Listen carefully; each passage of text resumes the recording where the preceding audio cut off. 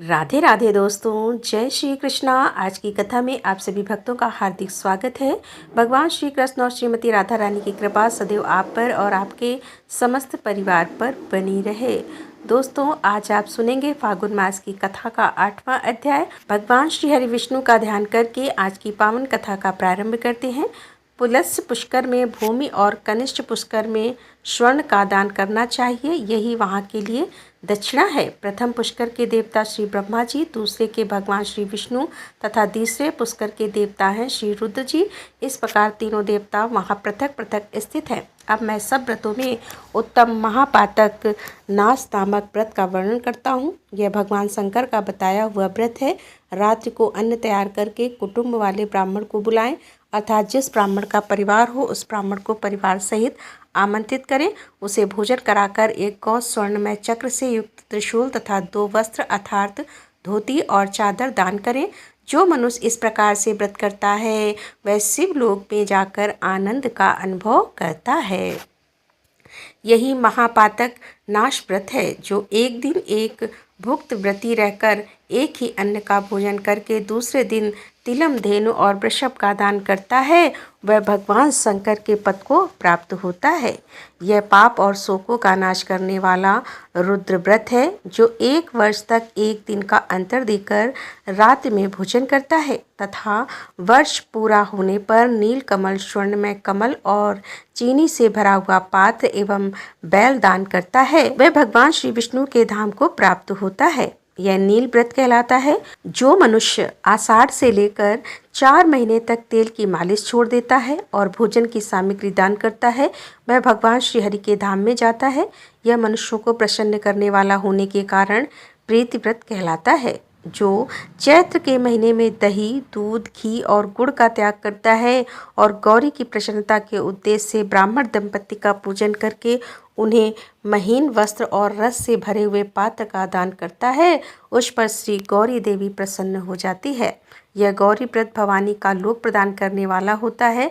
जो आषाढ़ आदि चातुर्मास में कोई भी फल नहीं खाता तथा चौमास बीतने पर भी घी और गुड़ के साथ एक घड़ा एवं कार्तिक की पूर्णिमा को पुनः कुछ स्वर्ण ब्राह्मण को दान देता है वह रुद्र लोक को प्राप्त होता है।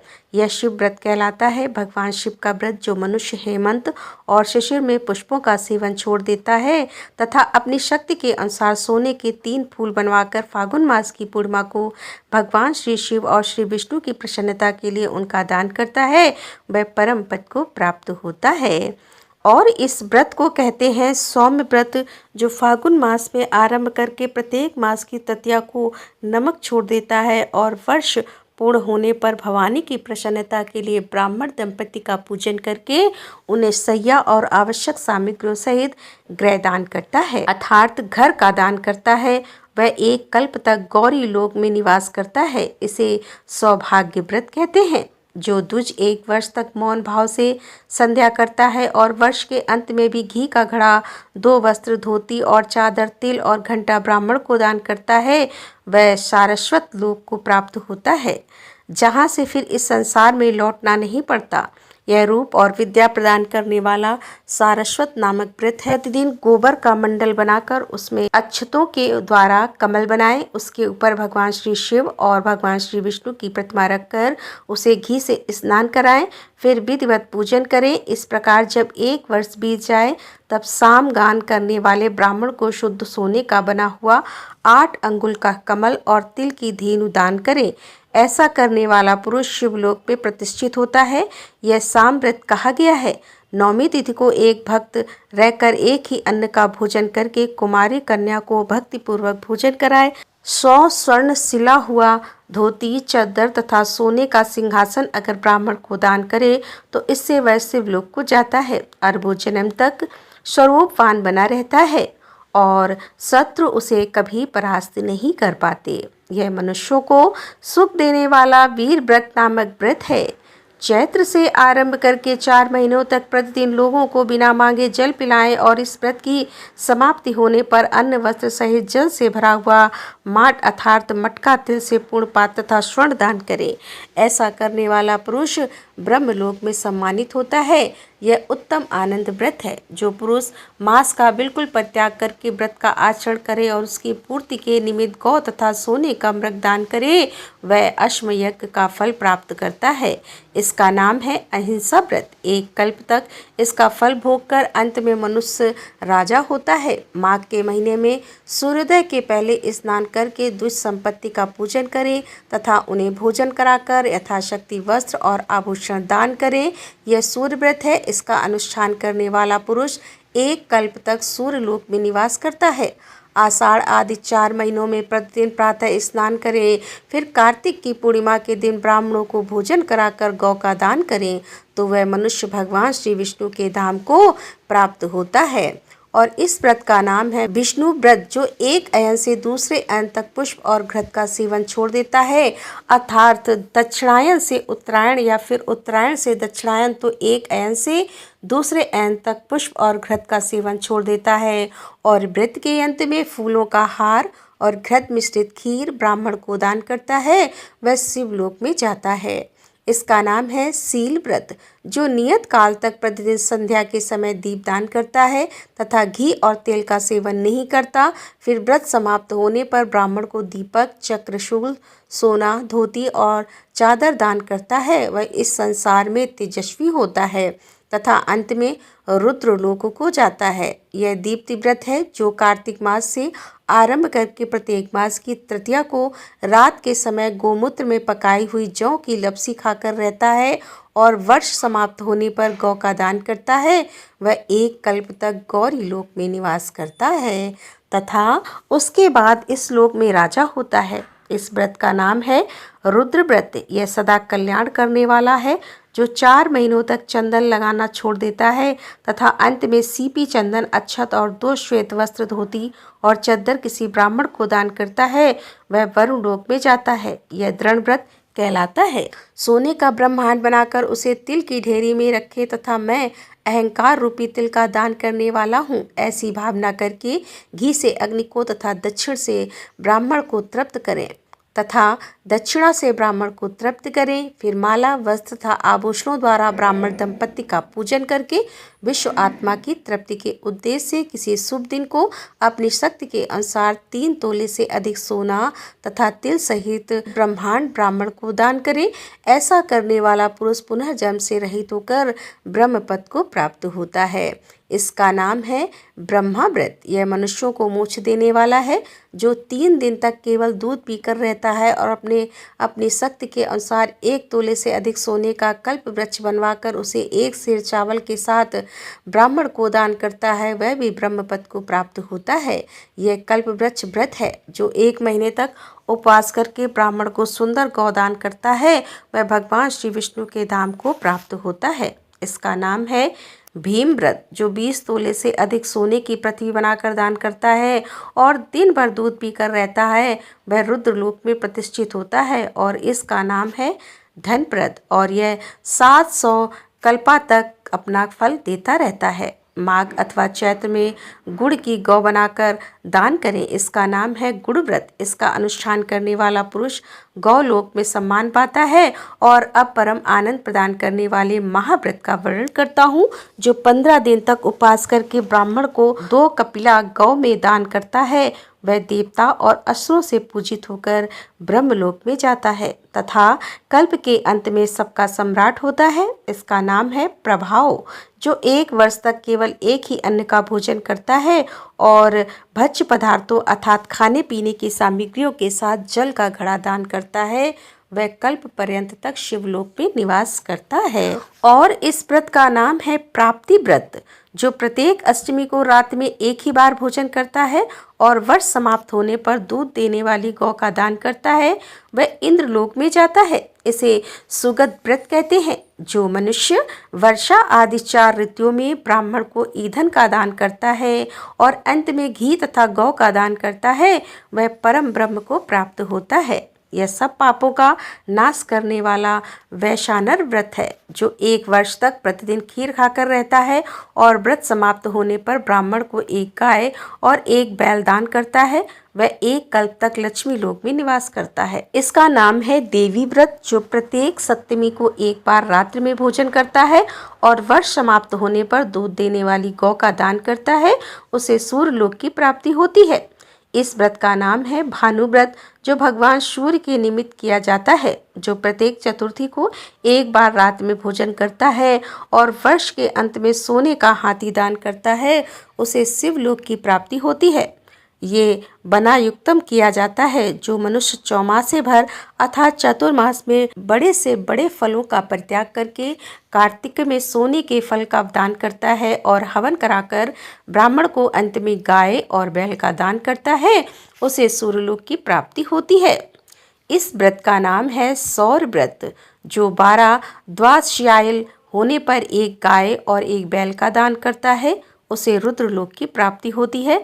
इसे त्र्यंबकम व्रत कहते हैं, जो 7 रातों तक उपवास करके ब्राह्मण को घी से भरा हुआ घड़ा दान करता है, वह ब्रह्मलोक को प्राप्त होता है। इसका नाम है वर व्रत, जो काशी जाकर दूध देने वाली गौ का दान करता है, वह एक कल्प तक इंद्रलोक में निवास करता है।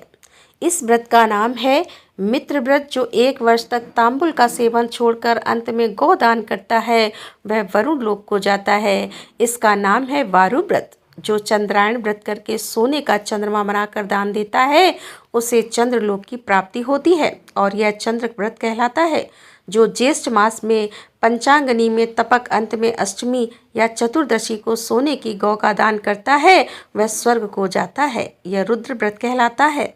और जो प्रत्येक तृतीया को शिव मंदिर में जाकर एक बार हाथ जोड़ता है और वर्ष भर पूर्ण होने पर दूध देने वाली गौ का दान करता है, उसे देवी लोक की प्राप्ति होती है। इसका नाम है भवानी व्रत, जो माघ भर गीला वस्त्र पहनता है और सप्तमी को गोदान करता है, वह कल्प पर्यंत स्वर्ग में निवास करके अंत में इस पृथ्वी पर राजा होता है। इसे ताम्रक्रम की पूर्णिमा को घर का दान करता है, उसे आदित्य लोक की प्राप्ति होती है। यह धाम व्रत है, जो व्रत रहकर तीनों संध्याओं में प्रातः, मध्याह्न एवं सायकाल में भूषण द्वारा अर्थात गहनों के द्वारा ब्राह्मण दंपति की पूजा करता है, उसे मोक्ष मिलता है। यह मोक्ष व्रत कहलाता है। जो शुक्ल पक्ष की द्वितीया के दिन ब्राह्मण को नमक से भरा हुआ पात्र, वस्त्र से ढका हुआ कांसे का बर्तन तथा दक्षिणा देता है और व्रत समाप्त होने पर गौदान करता है, वह भगवान श्री शिव के लोक में जाता है तथा एक कल्प के बाद राजाओं का भी राजा होता है। इस व्रत का नाम है सोम व्रत, जो हर प्रतिदिन को एक ही अन्न का भोजन और वर्ष समाप्त होने पर कमल का दान करता है, वह वैशानर लोक में जाता है। इस व्रत को कहते हैं अग्नि व्रत और प्रत्येक दशमी को एक ही अन्न का भोजन करता है और वर्ष समाप्त होने पर 10 गौवें तथा सोने का दीप दान करता है, वह ब्रह्मांड का स्वामी होता है। इसका नाम है विश्व व्रत। यह बड़े से बड़े पातकों का नाश करने वाला है। जो स्वयं कन्यादान करता है तथा दूसरे की कन्याओं का विवाह करा देता है, वह अपने 21 पीढ़ियों सहित ब्रह्मलोक में जाता है, क्योंकि कन्यादान से बढ़कर दूसरा कोई दान नहीं है। विशेषता पुष्कर में और वहाँ भी कार्तिकेय मास की पूर्णिमा को जो कन्यादान करेगा, उनका तो स्वर्ग में अक्षय वास हो जाता है। जो मनुष्य जल में खड़े होकर तिल की पीठी के बने हुए हाथी को रत्नों से विभूषित करके ब्राह्मण को दान देते हैं, उन्हें इंद्रलोक की प्राप्ति होती है। और जो मनुष्य भक्ति पूर्वक इन उत्तम व्रतों का वर्णन पढ़ता है और सुनता है, वह 100 मन मंथ तक गंधर्व का स्वामी होता है। स्नान के बिना ना तो शरीर ही निर्मल होता है और ना ही मन की शुद्धि होती है। अतः मन की शुद्धि के लिए सबसे पहले स्नान का विधान है। घर में रखे हुए अथवा तुरंत के निकाले हुए जल से स्नान करना चाहिए।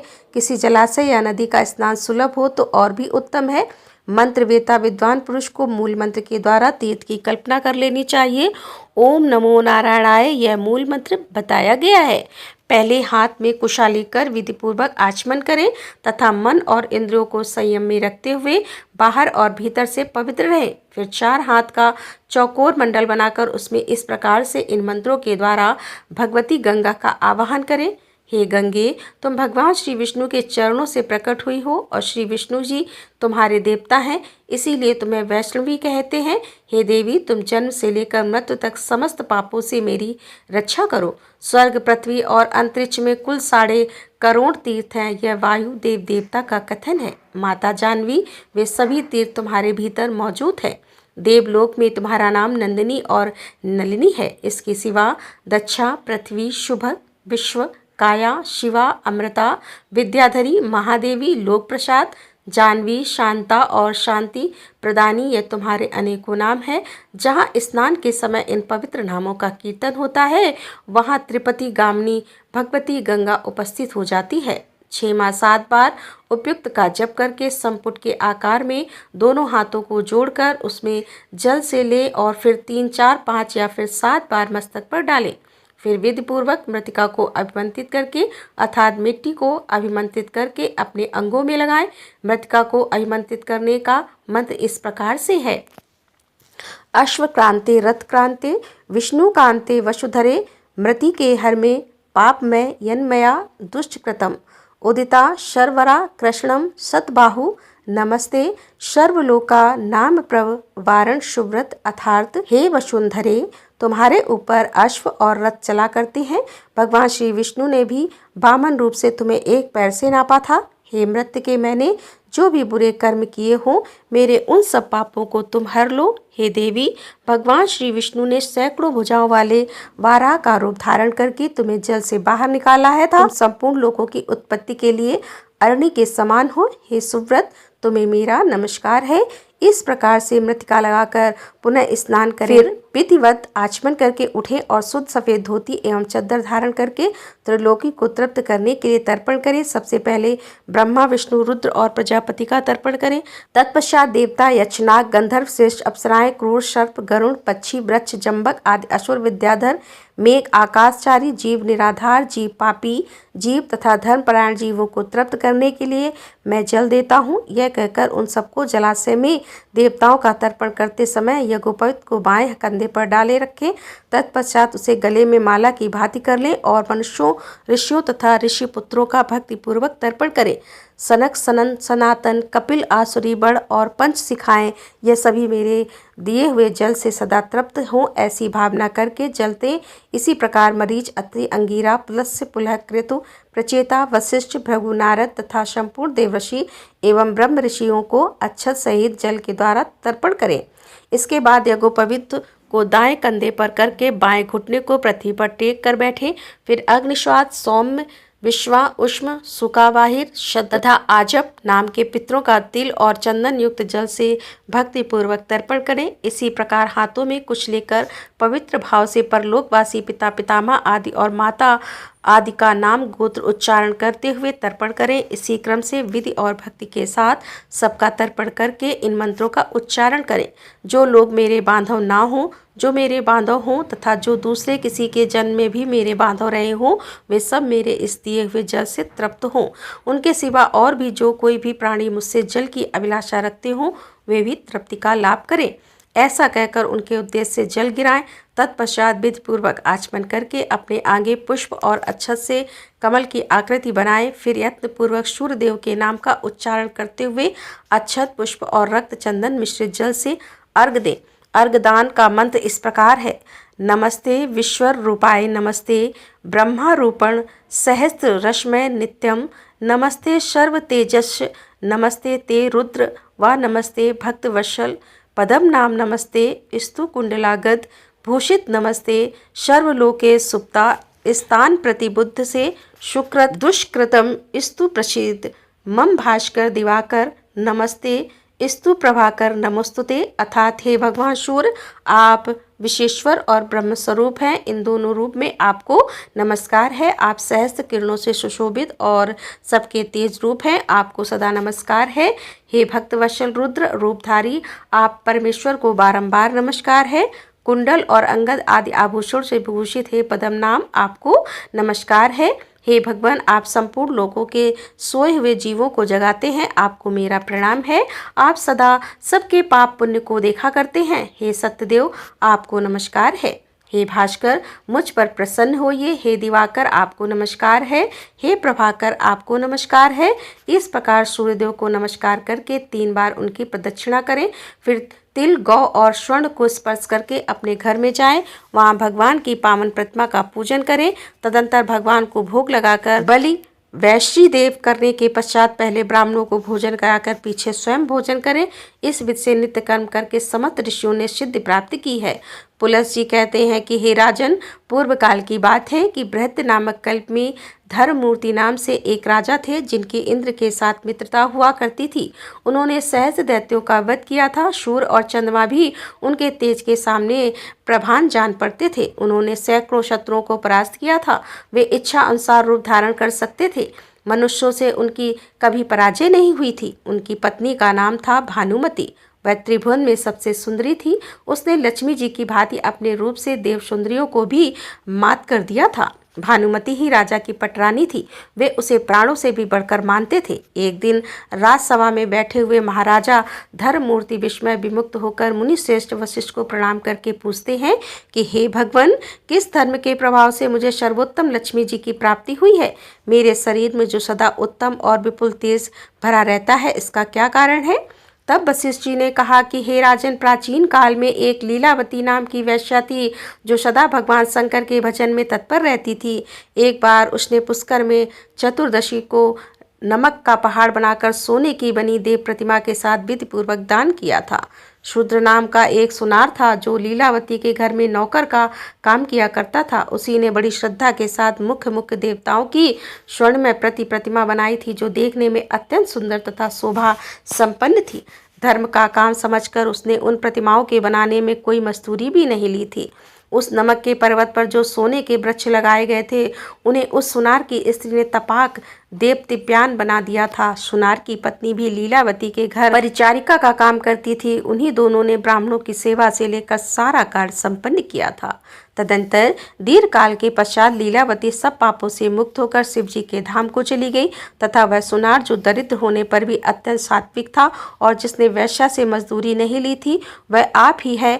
उसी पुण्य के प्रभाव से आप सातों दीपों के स्वामी तथा हजारों सूर्य के समान तेजस्वी हुए हैं। सुनार की ही भांति उसकी पत्नी ने भी सोने के वृक्षों और देव मूर्तियों को कांति मान बनाया था, इसीलिए वह आपकी महारानी भानुमति हुई है। प्रतिमाओं को जगमग बनाने के कारण महारानी का रूप अत्यंत सुंदर हुआ है और उसी पुण्य के प्रभाव से आप मनुष्य लोक में अपराजित हुए हैं तथा आपको आरोग्य और सौभाग्य से युक्त राजलक्ष्मी प्राप्त हुई है। इसीलिए आप भी विधिपूर्वक धान्य पर्वत आदि 10 प्रकार के पर्वत बनाकर उनका दान कीजिए। पुलस्त जी वशिष्ठ जी के वचनों का आदर किया और अनाज आदि के पर्वत बनाकर उन सब का विधिपूर्वक दान किया। तत्पश्चात वे देवताओं से पूजित होकर महादेव जी के परम धाम को चले गए। जो मनुष्य इस प्रसंग का भक्ति पूर्वक श्रवण करता है वह भी पाप रहित होकर स्वर्ण लोक में जाता है। हे राजन, अन्य आदि पर्वतों के दान का पाठ मात्र करने से दुष्वप्र का नाश हो जाता है। फिर जो इस पुष्कर में शांत चित होकर सब प्रकार के पर्वतों का स्वयं ही दान करता है, उसको मिलने वाले फल का क्या वर्णन हो सकता है। राधे राधे, जय श्री कृष्णा। आज की कथा में आपने बहुत सारे ऐसे व्रत, बहुत सारे ऐसे दान के विषय में जाना जिन्हें करने से अनंत गुना पुण्य फलों की प्राप्ति होती है, मोक्ष की प्राप्ति होती है और तमाम तरह के जो पुण्य लोक होते हैं उन लोक में स्थान मिलता है। तो उम्मीद करती हूँ कि आज की कथा आपको ज़रूर पसंद आई होगी। तो अगर वीडियो अच्छी लगती हो तो वीडियो को लाइक ज़रूर किया कीजिए, क्योंकि आप लोगों के लाइक्स बहुत कम आते हैं। मतलब जितने भक्त प्रतिदिन कथाएं सुनते हैं, कम से कम उतने लाइक्स तो आने ही चाहिए।